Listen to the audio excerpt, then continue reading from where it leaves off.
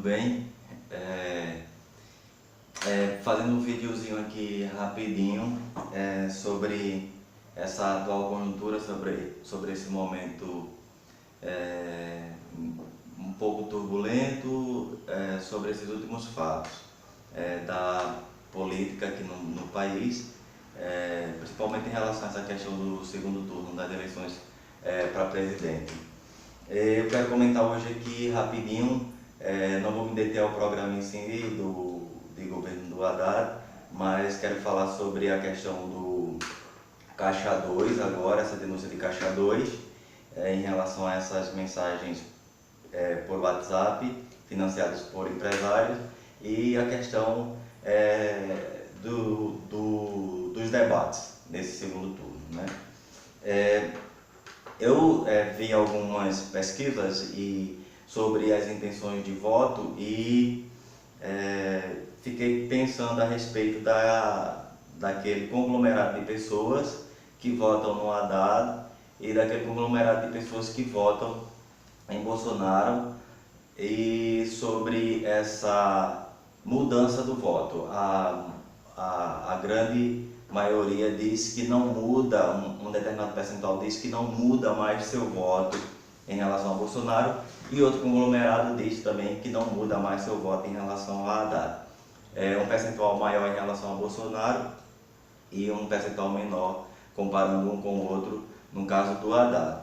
E aí eu acho bem complicado. Se a gente diz que é responsável por esse país, eu penso que a gente não deveria ter esse grau de certeza, no sentido de não mudar. Aliás, não é nem o grau de certeza, é essa convicção. Eu não estou disposto a mudar mais o meu voto. Para mim, isso é um pensamento irresponsável com esse país. Eu particularmente, estou disposto a mudar o meu voto e o meu apoio a Haddad, desde que me prove, através de programa, através de razões convincentes, de argumentos, que existe algum outro programa nos parâmetros de justiça social e igualdade que seja melhor do que é apresentado em relação a do Haddad, né? Além da postura do candidato em si nesse finalzinho de eleição, até o dia da eleição. À medida que forem acontecendo os fatos e me apresentarem argumentos, eu estou disposto sim a mudar o voto. E eu acho que uma extrema irresponsabilidade de quem não está disposto a mudar o seu voto, seja o eleitor do Bolsonaro, seja o eleitor do Haddad, respeitando todos e todas, mas eu acho que uma extrema irresponsabilidade afirmar isso. Eu não mudo mais o meu voto se fechar a ouvir, a refletir. Se a gente diz que é responsável com esse país, a gente precisa sim estar disposto a rever as nossas posições e, dependendo dos argumentos, daquilo que realmente for bom para o país, dentro da lógica de justiça, de igualdade, de desenvolvimento, de progresso, de respeito, de uma convivência harmônica nesse país plural e diverso, então sim, a gente deve ter essa postura de pensar inclusive em mudar o voto, certo? E então vem esse novo fato em relação ao Caixa 2, essa denúncia de Caixa 2, né? E aí eu quero crer que é uma denúncia muito grave. Aliás, é uma denúncia muito grave, e eu quero crer que não só o Haddad, nem os que apoiam o Haddad, nem os que votam em Haddad estejam interessados nessas investigações. Eu quero crer que o Bolsonaro também está interessado nessas investigações, assim como os eleitores de Bolsonaro, eu acredito que estejam interessados e empenhados nessas investigações, porque se ao final das investigações forem comprovadas que são denúncias falsas, isso torna mais legítima ainda a alternativa defendida por Bolsonaro, mostra a lisura dele e a honestidade dele nesse contexto todo, deixa-o mais forte inclusive, e cai por terra toda a denúncia feita contra ele e mostra o caráter de quem faz a acusação, a denúncia, se for leviana e se for falsa, Então, por uma questão de responsabilidade com esse país, por uma questão de honestidade, que a gente defende a honestidade, nós combatemos a corrupção. Eu acredito que o eleitor do Bolsonaro também combate a corrupção, como diz, Nós já mostramos vários fatos, vários argumentos sobre corrupção em relação ao Bolsonaro, mas muitos tergiversam, viram para o lado e não levam em consideração e reduzem tudo a fake news e não vão atrás da fonte, e mesmo vendo a fonte, preferem se restringir ao B17 e mito. De uma irresponsabilidade imensa, quando na verdade está em jogo o futuro de um país inteiro, dos nossos filhos, dos nossos netos, né? Das pessoas que nos cercam, dos nossos parentes, familiares, enfim, de todos os brasileiros. Então, eu quero crer que todos estão interessados nessas investigações, né?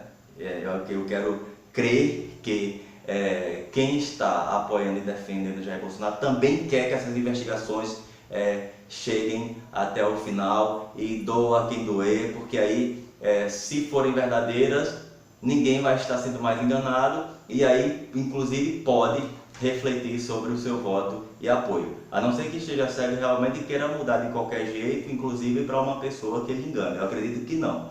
A senhora, o senhor, vocês, eu acredito que não querem votar e apoiar alguém que tem uma postura de engano. Apesar de que o Caixa 2 não é o único fato já claro aí nessas eleições, que já vem aí há muito tempo sendo denunciada essa questão da falta de postura honesta do candidato Jair Bolsonaro.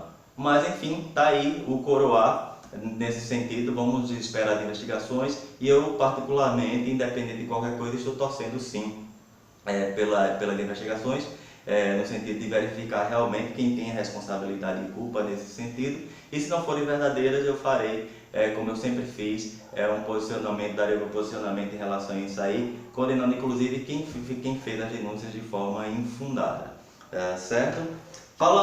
Encerrando essa questão do Caixa 2, encerrei essa questão do Caixa 2, esse é o meu posicionamento nesse sentido. Quero as investigações, o Caixa 2 de Bolsonaro precisa ser investigado, vamos ver aí o que é que está acontecendo nisso aí, o TSE precisa dar uma resposta, espero que exista justiça nesse país e se verifique, se investigue e encontre os culpados em relação a isso aí, se houverem culpados, claro. Encerrando a questão do Caixa 2, em relação ao debate. O debate num Estado democrático de direito, ele é necessário por algumas razões. Entre elas está essa questão de você, enquanto candidato, dar conhecimento daquilo que você realmente pretende fazer junto com a sociedade, do ponto de vista de progresso, o que é que você tem de propostas para o meio ambiente, o que é que você tem de propostas para melhorar a vida das pessoas, do ponto de vista de emprego e renda. Então, existem todas essas questões que o candidato precisa se colocar de forma clara, enfrentar os desafios, dizer como é que vai propor as ideias diante das complexidades de um país continental como é o Brasil, diante da sua pluralidade e diversidade e das complexidades inerentes à nossa nação, né? Então é necessário que esse candidato que se postula ao posto mais alto desse país venha e se coloque diante da população, cara a cara, né? Diante de opositores, inclusive. Sim, a gente precisa enfrentar diversidades nesse contexto, até porque diante das resoluções dos problemas desse país, a pessoa que se coloca para ocupar o posto mais alto desse país vai enfrentar diversidades internacionais e adversidades internas no país. E como é que ele vai se portar? Ele vai fugir, vai se esconder, vai para o banheiro, vai se esconder em mensagem de WhatsApp? Como é que vai ser isso? Não dá. Então, tem duas questões aí. Primeiro, a gente precisa ver as propostas claras, qual o caminho das soluções para os problemas do país, e depois ver como ele se comporta diante a diversidade, diante de opositores, porque ele vai encontrar opositores no Congresso, vai encontrar opositores no cenário internacional, enfim. Então, um grande desdém se um candidato pretende ocupar o posto mais alto desse país sem demonstrar preparo, sem mostrar as suas propostas e fugindo dessa forma, né? Porque não tem uma outra palavra que a gente possa usar, porque fugindo, parece que não quer demonstrar algum despreparo, porque se eu tivesse preparo eu gostaria de mostrar para que as pessoas realmente me escolhessem como alternativa.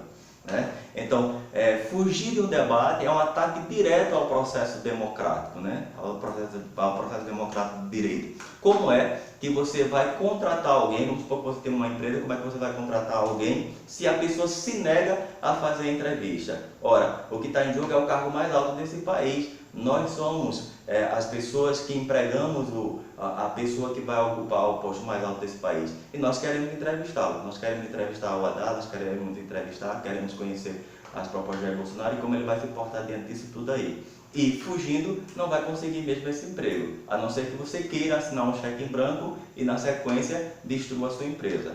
Nesse caso, um caso que a gente está avaliando é a presidência da República. Se a gente assina um cheque em branco, dá a liberdade, dá o aval para alguém ocupar o posto mais alto desse país, sem se colocar, sem apresentar suas propostas, sem mostrar sua postura diante de opositores, né? a sua sensatez, o seu equilíbrio, né? A sua capacidade de lidar com os diferentes. Então a gente vai estar assinando um cheque em branco e a gente pode estar sim destruindo o nosso país e qualquer perspectiva de futuro para o nosso povo. Tá certo? Pronto, são essas minhas considerações rapidinhas sobre esses dois assuntos em relação ao Caixa 2 e ao debate. E aí eu encerro dizendo que Caixa 2 do Bolsonaro precisa ser investigado e Bolsonaro, vem para o debate, tá bom? Não foge não, tá certo? Haddad sim, Haddad presidente, voto 13, certo? Mas se daqui até o dia 28 alguma coisa venha aí, novos fatos venham, novos argumentos sejam apresentados dentro daquela lógica sempre da justiça social, da igualdade, do progresso para esse país, para a igualdade de todos, respeitando as diferenças de todos, eu estou disposto a mudar. Para agora é Haddad presidente, voto 13, tá bom? Valeu, gente. Tchau.